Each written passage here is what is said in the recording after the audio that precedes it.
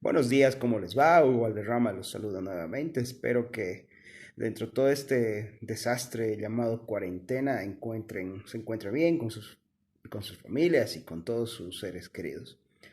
A ver, ¿qué es lo que está pasando en el país? Es una opinión que me han pedido y voy a hablar de dos temas. Básicamente lo que está pasando en el país y lo que dicen los economistas. ¿Ya? Lo que está pasando en el país es una muestra clara de que somos una nación pobre, simple y llanamente. ¿Ya? Que el país tenga 430 camas de terapia intensiva, que son los datos oficiales del Ministerio de Salud, para una población de 12 millones de habitantes aproximadamente, es una muestra de pobreza. Que el 70% de la ciudadanía de este país dependa de los ingresos diarios sin una menor capacidad de ahorro, es una muestra de pobreza de este país, ¿no?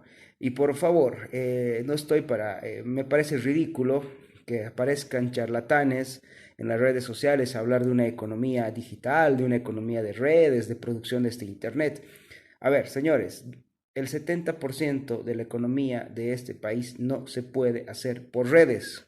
Ya no se puede vender tomates por redes, necesitas puedes comunicar que tienes tomates por redes, pero necesitas un camión, necesitas alguien que te los lleve a tu casa, a un puesto de mercado, etcétera. Peor aún en temas de salud como la odontología, por ejemplo, es imposible que mi dentista me haga un tratamiento dental por Wi-Fi, o sea, o por Skype eh, por algún canal de Zoom, necesito estar con él. Entonces, por favor, dejemos la charlatanería de que estamos en la era digital, ¿no? Eso es una cosa que existe solamente en un pequeño grupo y en un segmento muy pequeño de la economía, que además es accesorial al gran segmento que es el segmento de los humanos interactuando de manera física, ¿ya?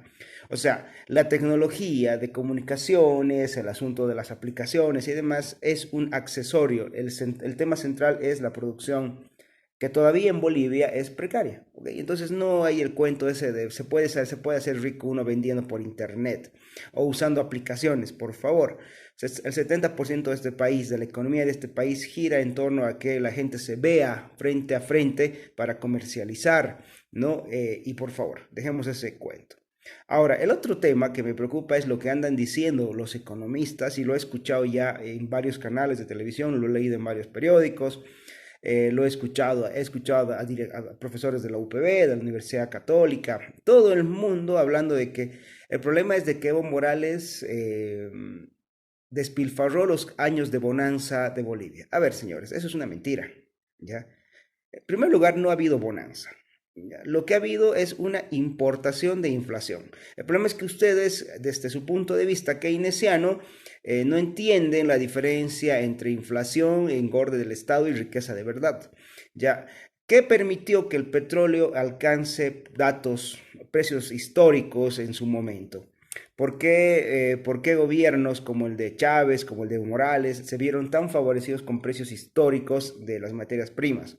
Pues básicamente porque los Estados Unidos, durante parte de la década pasada, digamos la primera mitad y hasta el 2005, 6, 7, había empezado un programa irresponsable, absolutamente irresponsable respecto al dólar, las famosas facilidades cuantitativas, que habían inundado el mercado mundial de dólares baratos, artificialmente baratos, y obviamente esos dólares artificialmente baratos buscaron refugio en las materias primas en algún momento o en su momento con una política que además Evo Morales repitió acá, que es que los dólares baratos lleguen con tasas de interés ridículamente baratas, artificialmente fijadas a los créditos de vivienda. Eso permitió que se infle la burbuja de viviendas en los Estados Unidos y que se infle los precios de las materias primas, entre ellos el petróleo, el WTI Texas, que es el petróleo del cual todos los demás hidrocarburos se fijan, incluyendo el gas que nosotros vendemos en el mercado internacional.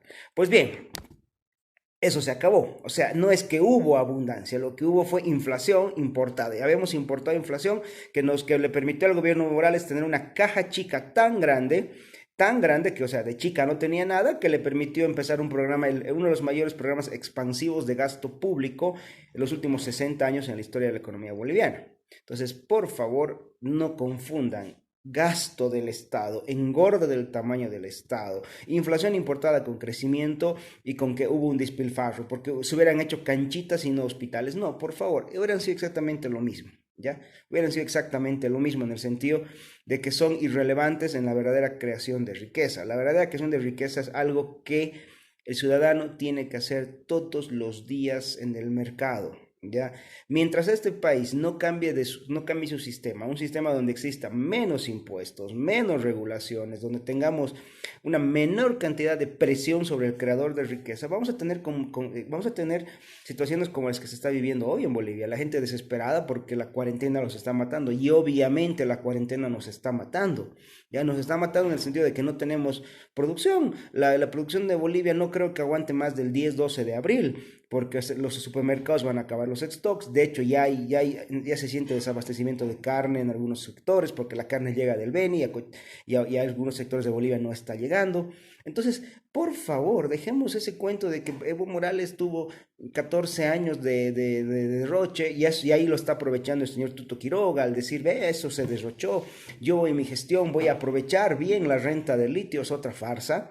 Por favor, Tuto Quiroga está con el cuento de vamos a vender litio. ¿Quién? El Estado. No, señores, a ver, saquemos al Estado en nuestras vidas, por favor. El Estado tiene que dedicarse a cosas muy básicas, de aquello que lo hacen ser Estado, de dar seguridad, de dar justicia, de administrar obras públicas. Todo lo demás son funciones privadas. No le tengan miedo a la palabra privatización. Ya, la educación es una cuestión privada, la salud es una cuestión privada y es privada porque es tu activo más importante.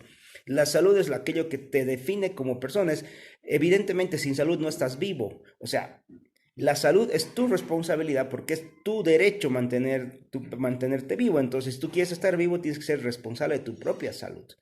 No, entonces, no le pasemos esa responsabilidad, que además es un activo importantísimo, a manos del Estado. ¿Ya? Y lo mismo con tu riqueza y lo mismo con tu educación. O sea, las cosas más importantes de la vida de un ser humano, nosotros creemos que se las tenemos que entregar al Estado.